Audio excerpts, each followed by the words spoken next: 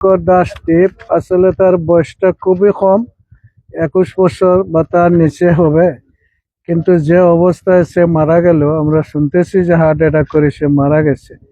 তো এই ধরনের মোটারে আসলে সহ্য করে নেওয়া খুবই কঠিন হয়। বিশেষ করে এই বিষয়টা তার মা বাপের উপরে আঘাতটা বেশি পড়ছে। আমরা সবাই মর্মাহত। প্রথমে আমি সকল কাছে আহ্বান জানাইতে তার মা বাপের জন্য সবাই দোয়া করুন, যাতে ওনারা ধৈর্য ধারণটা করতে পারেন।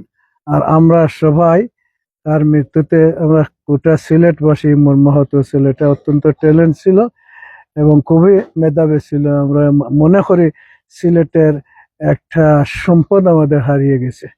তো আমার বিশ্বাস যে ছেলেরা আছে আজকে তাকে ফলো করতেছে, তাদের মধ্য থেকেই এই শূন্যতা তারা পূরণ করবে, এটা আমি আশা করছি। লাশ ফিরে আনার বিষয়ে আমি আশা করি এই দেশেরও একটা আইন আছে, আমাদের দেশের আইন আছে, লাশগুলো আসার একটা সিস্টেম আছে।